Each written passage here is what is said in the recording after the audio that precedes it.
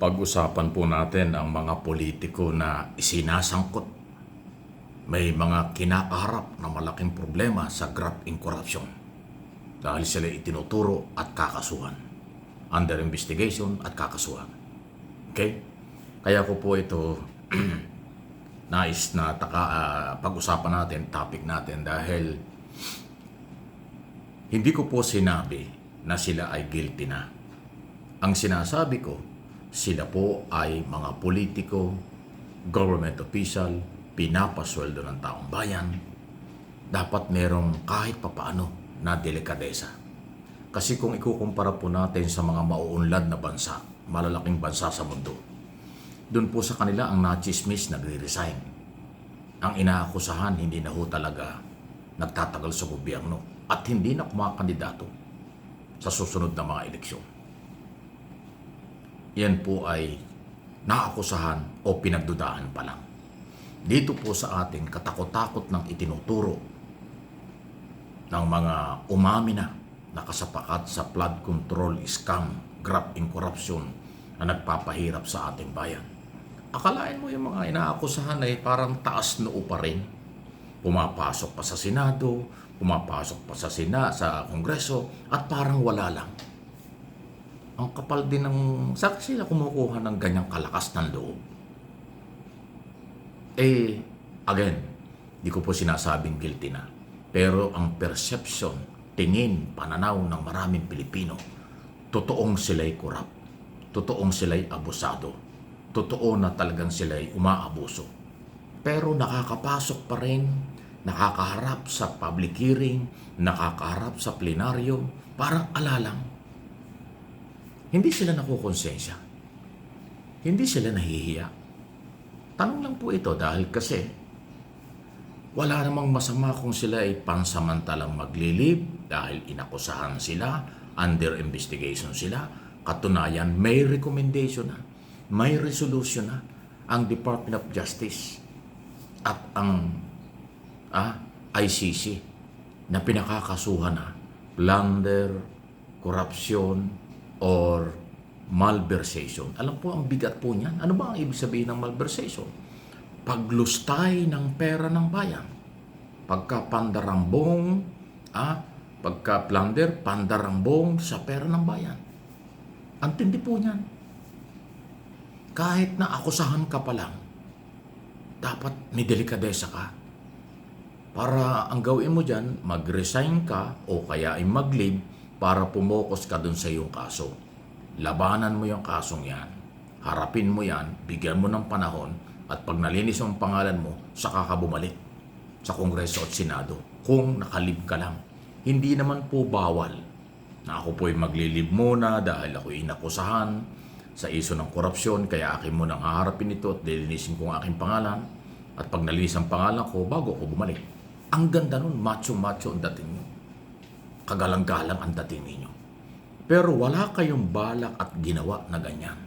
Na para bang dead man lang, alalang ang mabigat na paratang at mabigat na isyu ng korupsyon. Hindi nyo magawa yun.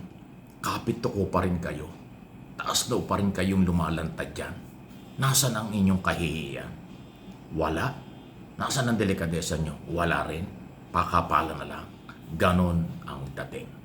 Again, ito po ay observation ko at opinion dito ho sa nangyayari sa ating bayan. Kasi yung corruption po, hindi ho pwedeng sabihin fake news. Totoo, may corruption. Bilyon, trilyon, daang milyon ang nawalang pera sa bayan. So, nandun na ho yung issue. Yung pagpapatunay lang ang pinag-uusapan ngayon. Pero kung mayroong delikadesa, maglib naman kayo.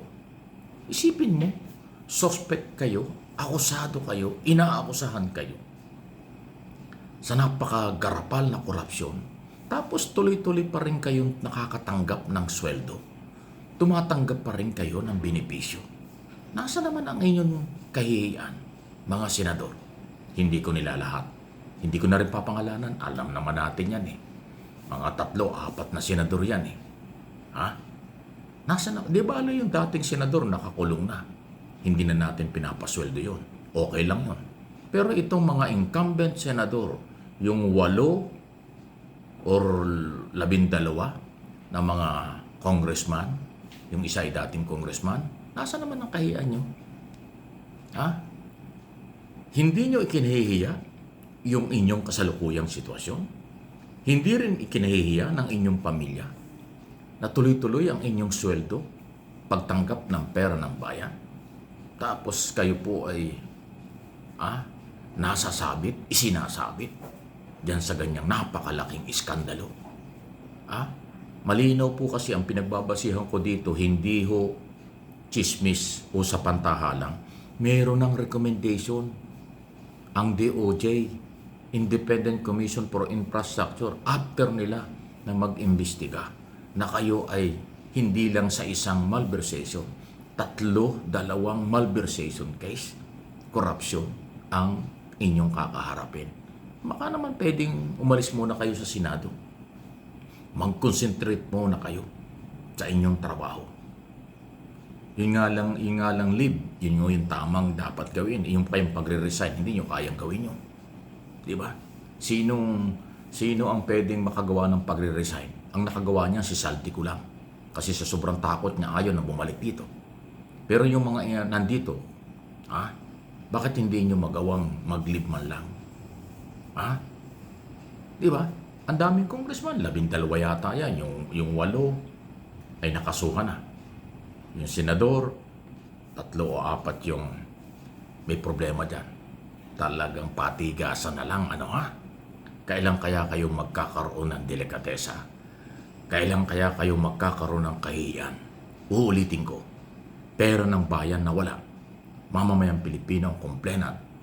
Hindi fake news, hindi chismis ang korupsyon. Totoo na may korupsyon. Kayo ay inaakusahan. Kayo ay kakasuhan.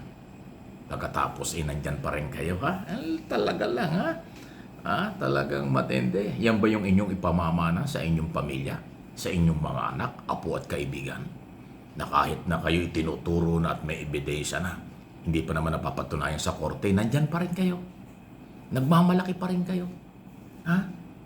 Nakakaharap pa rin at taas noo kayong humaharap pa rin sa publiko. Kahit na talagang pagpapatunay na lang sa husgado ang kulang. Talagang matindi ang laban sa Pilipinas. Yan ang pinakamahirap na laban sa Pilipinas. Ang isyu ng korupsyon, binabaliwala, hindi ikinahihiya ng mga taong kitang-kita mo ang kanilang pananagutan. Bahala kayo. Pero tayong mamamayang Pilipino na pinagnakawan at may karapatan, huwag tayong titigil sa ating mga karapatang sila'y usigin, panagutin, tawagan ng pansin. At siyempre, huwag kayong pikon, huwag kayong balat sibuyas dahil kayo ay government official, public servant na until now, pinapasweldo kayo ng pera ng bayan.